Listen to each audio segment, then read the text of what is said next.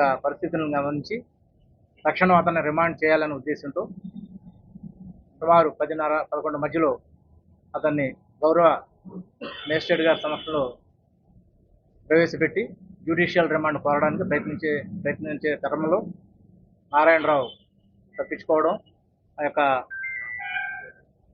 దారిలో ఉన్నటువంటి కోమటి చెరువులో దగ్గర నేచర్ కాల్స్ కని ఆగి అతను ఈ చేసిన నేరానికి సిగ్గుపడుతూనో లేకపోతే మరి ఏదైనా కారణం చేతో చెరువులో దూకడం జరిగింది. తరువాత ఈరోజు మనం ప్రత్యేకమైన టీంని ఏర్పాటు చేసుకొని గజఈతగాళ్ళని, ఫైర్ సర్వీస్ వాళ్ళని తీసుకొని బాడీని ట్రేస్ చేసి బంధువులకి సమక్షంలో బయటికి తీసి ఇంక్వెస్ట్ నిమిత్తం హాస్పిటల్కి పంపుకోవడం అయింది. అయితే ఈ క్రమంలో నిన్నటి నుంచి వివిధ సోషల్ మీడియాలో గ్రూపుల్లో బాధితురాలు అయిన మైనర్ గర్ల్ని పదే ఆవిడ యొక్క ఫోటోల్ని ఎగ్జిబిట్ చేస్తూ ప్రత్యేకంగా కొన్ని గ్రూపులు ఇటువంటి ప్రైవసీ కూడా మెయింటైన్ చేయకుండా ఆ అమ్మాయి విక్టిమ్ ఎవరైతే ఉన్నారో ఆ పాప ఆమెని మళ్ళీ రెండోసారి విక్టిమ్ చేసి రాష్ట్రం అంతా సోషల్ మీడియాలో ట్రోల్ చేశారు.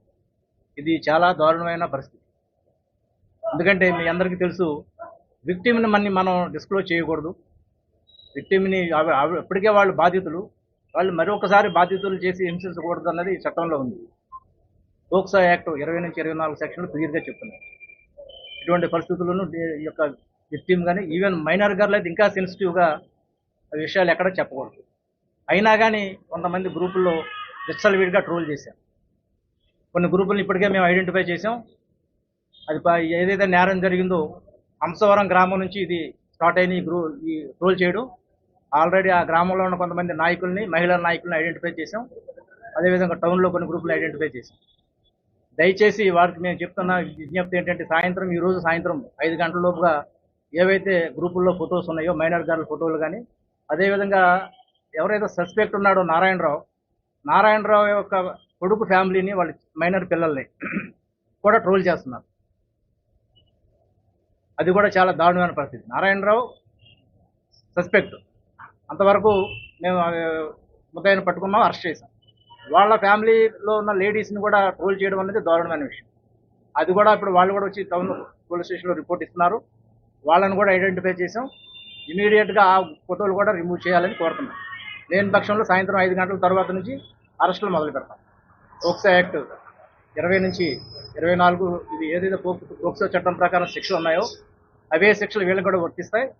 అదేవిధంగా ఐటీ యాక్ట్ సెక్షన్ 67 ప్రకారం కూడా వీరి మీద కేసులు నమోదు చేయడం జరుగుతుంది. ఎవరైనా సరే, ఏ గ్రూప్ అయినా కానీ, ఎవరైనా సరే, ఏ పార్టీ అయినా సరే ఈరోజు 5 తర్వాత అరెస్ట్ స్టార్ట్ చేస్తాం. దయచేసి మీకు ఈ ప్రత్యేకమైన ఈ ఉద్దేశంతోనే మిమ్మల్ని రిక్వెస్ట్ చేసి పిలిచాం. దయచేసి అంతా కమ్యూనికేట్ చేయండి. ఈ విషయంలోనే కాదు, ఏ విషయంలో కూడా విక్టిమ్స్ని ఎవరైనా కానీ, ఈవెన్ ప్రత్యేకంగా మహిళలు, మైనర్స్ అయితే చాలా ప్రైవసీ మెయింటైన్ చేయాలి. స్ట్రిక్ట్ ఇన్స్ట్రక్షన్స్ ఉంటాయి, అవి ఫాలో చేయాలి. అవి వైలేట్ అయినాయి కాబట్టి వాళ్ళందరి మీద స్ట్రింజెంట్ యాక్షన్ తీసుకుంటామని చెప్పి మీ ద్వారా వాళ్ళకి తెలియజేస్తాం. సార్, మీరు ఐడెంటిఫై చేసిన గ్రూప్స్ ఏదైతే ఒక పార్టీకి కానీ లేదంటే ఒక గ్రూప్ ఫామ్ చేసి చేశారనుకుంటున్నారా, లేకపోతే ఒక పార్టీకి సంబంధించి ఎస్, ఒక పార్టీకి చెందిన గ్రూపులు ఎక్కువగా ట్రోల్ అయినాయి. ఇండివిజువల్ గ్రూపుల్లో కూడా ట్రోల్ అయినాయి. సో హంసవరం నుంచి వచ్చినటువంటి అక్కడ ఎవరైతే ఈ వీడియో తీసాడో అతను మంచి ఉద్దేశంతో తీసాడు, ఆ పిల్లల్ని సేవ్ చేద్దామని ఆ లోకల్లో స్కూల్ టీచర్కి ఇచ్చాడు. ఆ స్కూల్ టీచరు ఆ ఊరు పెద్దలకి ఎవరికో ఇచ్చాడు. అక్కడ వాళ్ళు విచ్చలవిడిగా పార్టీ గ్రూపులో ట్రోల్ చేశారు.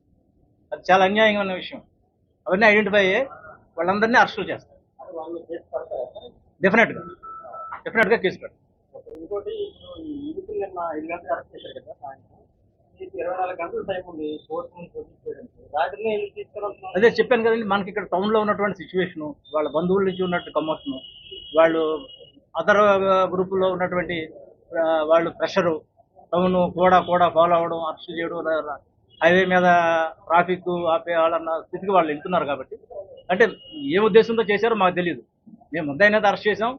మీరు అన్నట్టుగా 24 గంటలు మాకు టైం ఉంది, మార్నింగ్ ప్రొడ్యూస్ చేద్దాం అనుకుంటాం. కానీ అప్పుడు ఉన్న సిచ్యువేషన్ బట్టి మనం 10 తర్వాత ఇక మన దగ్గర పెట్టుకోవడం సేఫ్ కాదు, మళ్ళీ ఎక్కువ ప్రొటెక్షన్ ఇవ్వాల్సి ఉంటుందనే ఉద్దేశంతో ఆ టైంలో గౌరవ మేజిస్ట్రేట్ గారిని రిక్వెస్ట్ చేసి పంపించాలని నిర్ణయించుకున్నాం. ఫుడ్ ప్రారంభిస్తున్నారు న్యాచురల్ కానీ నచ్చడి కానీ దాని మీద కూడా ఎంక్వైరీ ఉంటుంది కదా. అయితే జిఎస్టీ గారి ప్రశ్న చేసినప్పుడు కాలకృత్యాల దృష్ట్యా ప్రతి ఒక్కరికి మానవత్వం ఉపయోగిస్తుంటాయి కాబట్టి వాళ్ళ అవసరం ఇచ్చే అతను నేను కాలకృత్యాలు తీసుకోవడానికి పంపించాను. ఇప్పుడు మీరు ఇచ్చిన వయసులో అయితే తప్పించుకున్నారని ఒక పదం వాడారు. మరి ఇది ఎలా అంటే అతను తప్పించుకోవడానికి కాదు, కృత్యాలు కానీ దిగి వాళ్ళ కృత్యాల నిమిత్తం తిప్పాం. ఇక్కడ మధ్యలో ఎందుకు ఆపుతారు, అక్కడ చెరువు ఉంది కాబట్టి, వాటర్ ఉంది కాబట్టి, అతను అదొక ఫండమెంటల్ ఇది కాబట్టి వాళ్ళకి ప్రాథమిక హక్కు. మన నేచురల్ కల్స్ ఎలా చేయాలి, ఎలా చేశారు మా వాళ్ళు చేశారు. ప్రొటెక్షన్గా ఉన్నారు. హెవీ రెయిన్ ఉంది, చీకటి ఉంది. అతను అది అయిన తర్వాత లాబొరేటరీకి వెళ్ళిన తర్వాత చెరువు దగ్గరికి వెళ్ళాడు. కేసులో ముద్దాయిగా ఉన్న అతను భిన్నంగా కూడా పనిచేసి మీరు సంబంధించిన పనిచేసే క్రమంలో మరి అది అంత అభద్రత అభద్రత ఏం లేదు, ఎస్కార్ట్ ఉంది. అభద్రత ఏం లేదు, ఎస్కార్ట్ ఉంది. కాకపోతే హ్యాండ్ కాదు అంత, అతను ఎస్కేప్ అయ్యే నేచర్ కాదు కాబట్టి హ్యాండ్ కప్స్ వేయకూడదు కాబట్టి వేయలేదు. అందులో నేచురల్ కాల్స్కి ఎలా చేయాలి కాబట్టి నేచర్ వాళ్ళు వేసిందా తీయాలి. భద్రతగానే ఉంది. ఎస్ఐ గారు ఉన్నారు, ఇద్దరు కానిస్టేబుల్స్ ఉన్నారు, డ్రైవర్ ఉన్నారు. జీబ్లోనే తీసుకెళ్తున్నారు.